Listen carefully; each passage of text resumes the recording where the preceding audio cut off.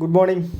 இந்த வீடியோவில் என்ன பார்க்க போகிறோம் அப்படின்னா, இன்றைக்கி நான் அட்டன் பண்ண எஸ்பிபிஓ மார்க் டெஸ்ட்டோட அனாலிசிஸ் தான் வந்து பார்க்க போகிறோம். ஸோ இதை தாண்டி வந்து என் சைடில் நான் என்ன பண்ண போகிறேன் அப்படிங்கிறது தான் வந்து இந்த வீடியோவில் நான் வந்து உங்களுக்கு கிளியராக எக்ஸ்பிளைன் பண்ண போகிறேன். ஸோ இந்த வீடியோ வந்து அதிகமாக டைம் எடுத்துக்கிறதுக்கு வாய்ப்பு இருக்குது. ஓகேங்களா? சப்போஸ் வந்து உங்களுக்கு இதில் வந்து எதுவும் எடுக்க முடியல அப்படின்னு ஃபீல் ஆகுது அப்படின்னா, அதாவது இதில் எந்த பயனும் இல்லை அப்படின்னு கொஞ்சம் நேரத்துலேயே ஃபீல் ஆகுது அப்படின்னா ஸ்கிப் பண்ணிங்க, ஒன்றும் பிரச்சனை இல்லை.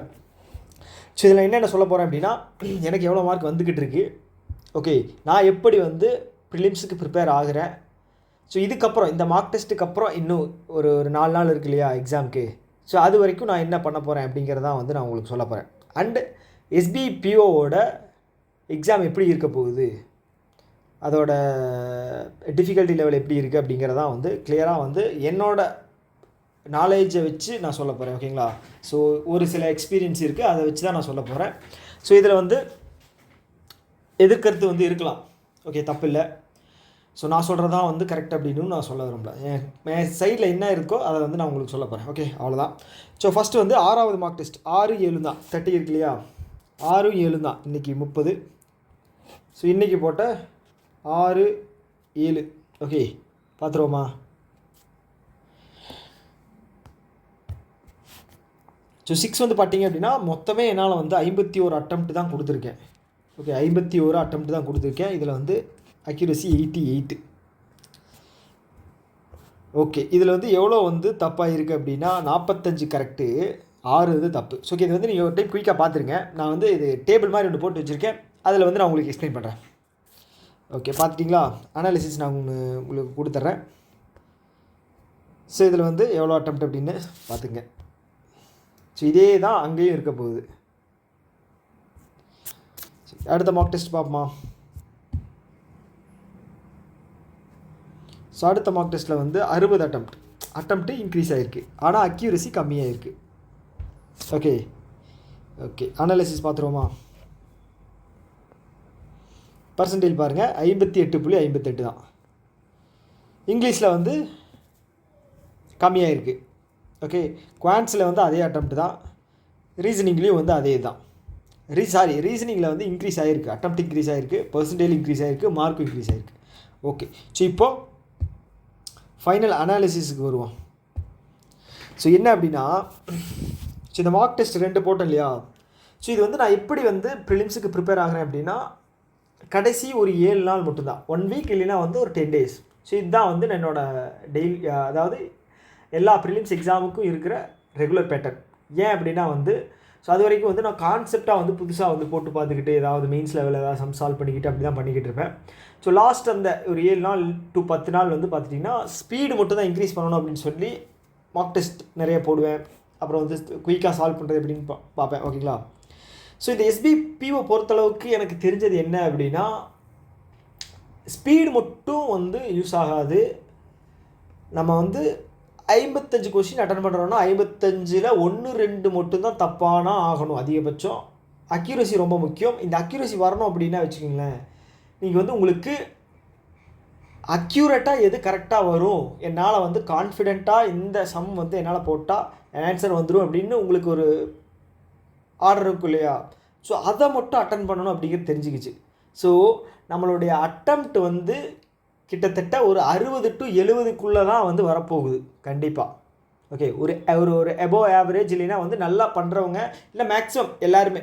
ஓகே, ஸோ இது வந்து ஒரு குட் அட்டம்ப்டில் வந்து 60 to 70 தான் வரப்போகுது. ஸோ இது 60 to 70ல் வந்து அக்யூரசி கரெக்டாக இருந்தால் தான் வந்து நல்ல ஒரு ரிசல்ட் அப்படிங்கிறது கிடைக்கும். ஸோ ஏன் சொல்ல வரேன் அப்படின்னா, ஸோ கிளரிக்கல் லெவல் வந்து பார்த்தீங்க அப்படின்னா 50 to 95 அட்டம்ப்ட் அப்படின்னு வச்சுக்கோங்களேன். ஸோ இதில் வந்து பார்த்தீங்க அப்படின்னா நீங்கள் ஒரு 100 பேர் எடுத்தீங்க அப்படின்னா இந்த 100 பேருமே இதில் இருப்பாங்க. இதில் டாப்பர்ஸ் வந்து பார்த்தீங்க அப்படின்னா இந்த ரேஞ்சில் இருப்பாங்க, இந்த ஏஜில்.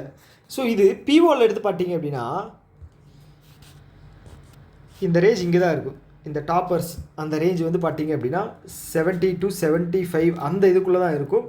இதில் வந்து கொஞ்சம் இருப்பாங்க. ஏன் அப்படின்னா வந்து 50 அட்டம்ப்ட்டுக்கு மேலே வந்து பிஓ லெவல் எக்ஸாம்ஸ் ப்ரிலிம்ஸில் வந்து பார்த்தீங்கன்னா ஒவ்வொரு அட்டம்ப்ட்டுமே வந்து கொடுக்குறது வந்து கஷ்டமாக இருக்கும். 50 அப்படிங்கிறது ஈஸியாக கொண்டு போயிடலாம். இந்த 50க்கு மேலே போடுற ஒவ்வொரு அட்டம்ப்ட்டுமே வந்து கண்டிப்பாக அது வந்து சூஸ் பண்ணி தான் எடுக்கணும்.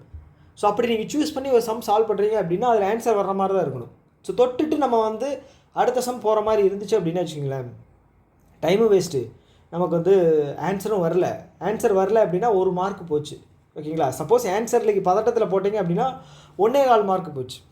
ஓகே அதுதான் விஷயம். ஸோ இப்போ என்ன அப்படின்னா, இப்போ நான் அட்டன் பண்ணது சொன்னேன் இல்லையா 6, 7. ஸோ இதில் வந்து ஓகே இல்லைங்க.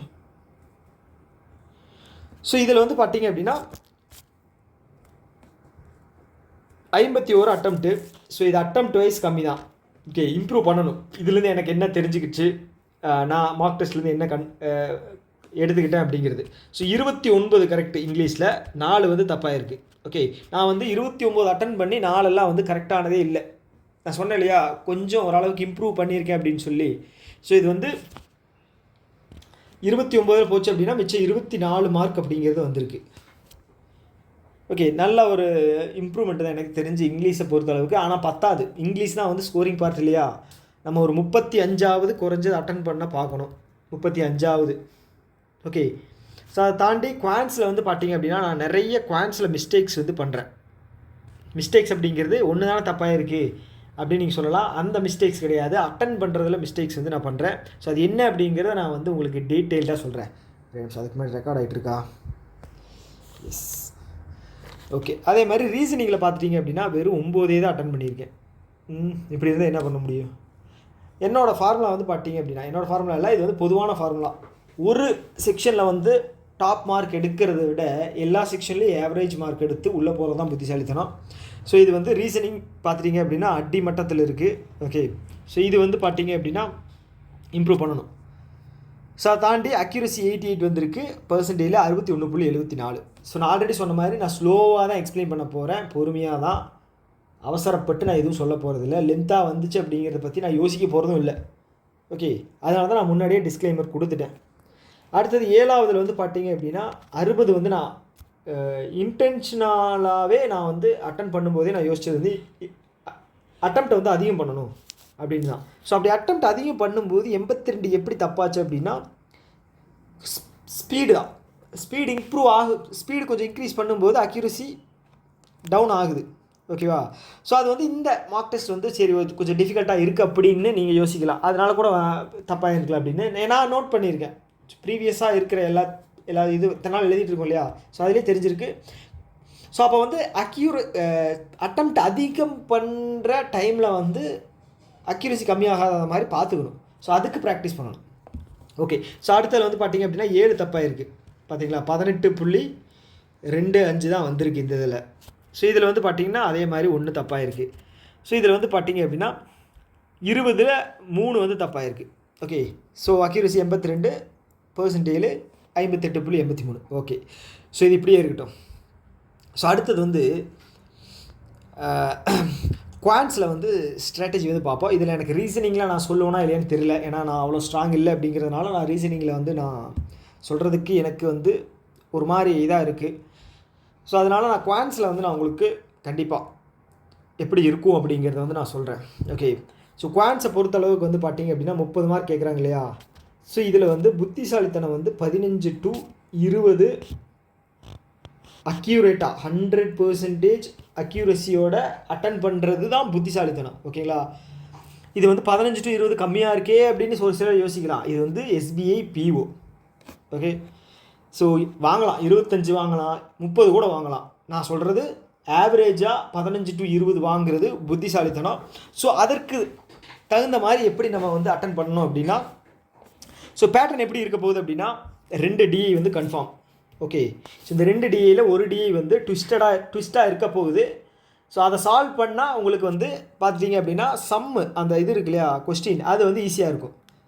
ஒன்றுதில் வந்து பார்த்தீங்க அப்படின்னா டேபிள் ஆர் பார்கிராஃப் ஏதாவது ஈஸியாக கேட்டு கொஸ்டின் வந்து லென்த்தாக கேட்பாங்க. ஓகே, இது 2 தான் பேட்டர்ன் இருக்கும். ஸோ அதனால் சோக் ஆகாமல் கடைசி நேரத்தில் வந்து எதுவும் கன்ஃபியூஸ் ஆகிடாதீங்க அட்டன் பண்ணும்போது. ஸோ அது வந்து சூஸ் பண்ணிங்க. சப்போஸ் வந்து இது 2ல் வந்து 1 ஈஸியாக கேட்டு 1 வந்து பயங்கர டிஃபிகல்ட்டாக இருக்குதுன்னு வச்சுக்கோங்களேன். டிஐயில் கேஸ்லெட் வந்து ரொம்ப ஈஸியாக கேட்டிருப்பான். ஓகே, அதை மறந்துடாதீங்க. சப்போஸ் உங்களுக்கு ரொம்ப டிஃபிகல்ட்டாக இருக்குன்னு தோணுச்சுன்னா கேஸ்லெட்டுக்கு ஜம்ப் ஆயிருங்க. கேஸ்லெட்டில் யாராவது கான்ஃபிடென்ஸ் இல்லை, கான்ஃபிடென்ட்டாக வந்து போட மாட்டேன் அப்படின்னு இருந்துச்சுன்னா கேஸ்லெட் போயிடாதீங்க. அப்ளிகேஷன் சப்ஸ் கூட ஒரு 2 கூட மிஸ் ஆனாலும் பரவாயில்ல அப்படின்ட்டு அப்ளிகேஷன் போயிருங்க, கேஸ்லெட் போயிடாதீங்க. ஓகே, ஸோ அடுத்து வந்து கேஸ்லெட் வந்து 1 இருக்க போகுது. ஓகே, அப்புறம் அப்ளிகேஷன் சம்ஸ் 10 ஆவரேஜாக. இது வந்து ஃபஸ்ட்டு, இது வந்து ஆவரேஜாக நான் சொல்கிறது. ஓகே, அடுத்தது வந்து பார்த்தீங்க அப்படின்னா இந்த 5 மார்க் இருக்கு இல்லையா, இது வந்து பார்த்திங்கன்னா எல்லாராலையும் வாங்கக்கூடிய ஒரு மார்க்கு 5 மார்க். ஸோ இதை தாண்டி மிச்சம் இருக்கு இல்லையா, முன்னாடி சொன்னேன் 3 செக்ஷனும் அதை 3 டாப்பிக்கும் வந்து பார்த்தீங்க அப்படின்னா உங்களோட அந்த டைமில் நீங்கள் எப்படி யோசித்து எப்படி வந்து சூஸ் பண்ணி ஃப்ளோ ஒன்று உங்களுக்கு கிடைக்கும் இல்லையா, அதை பொறுத்து இவ்வளோ நாள் ப்ராக்டிஸ் பண்ணதை பொறுத்து எல்லாமே வச்சு தான் வந்து அது மாறும். ஓகே, இதில் வந்து பார்த்தீங்கன்னா சிம்பிளிஃபிகேஷன் அப்ராக்சிமேஷன் கேட்குறதுக்கு வாய்ப்பு இருந்துச்சு அப்படின்னா உள்ளே வந்து டிஃபிகல்ட்டாக இருக்கும். மற்றதுலாம் சப்போஸ் குவாட்ரேட்டிக் ஈக்குவேஷன் கேட்டாலும் அப்படி தான். நம்பர் சிஸ்டமில் மிஸ்ஸிங் நம்பர் இருக்குது அப்படின்னா உள்ளே டிஃபிகல்ட்டாக வச்சுருவான் மற்ற சம்ஸ் எல்லாம். ராங் நம்பர் இருக்குது அப்படின்னா உங்களுக்கு ஏதோ ஒரு இடத்துல அப்ளிகேஷன் சம்ஸ் வந்து ஒரு 5ஆவது ஈஸியாக கேட்பான்னு என்னோட உள் மனசு சொல்லுது, 5ஆவது ஈஸியாக கேட்பான். ஓகே, ஸோ இப்போது நமக்கு இந்த 5 அப்படிங்கிறது கன்ஃபார்ம் ஆயிடுச்சு. ஸோ ஃபஸ்ட்டு வந்து நான் சொன்ன இந்த 5 மார்க் இருக்கு இல்லையா, இதுதான் வந்து ஃபஸ்ட்டு அட்டன் பண்ணணும். சூஸ் பண்ணி ஃபஸ்ட்டு அட்டன் பண்ணிடுங்க. செகண்ட் வந்து பார்த்தீங்க அப்படின்னா டிஐ வந்து ஏதாவது சூஸ் பண்ண பாருங்கள். ஓகே, ஒரு நிமிஷம் இல்லைங்க,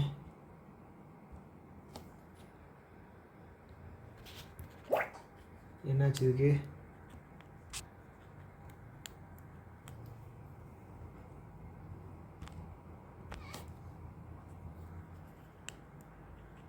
ஏன் அழிக்க மாட்டேங்குது?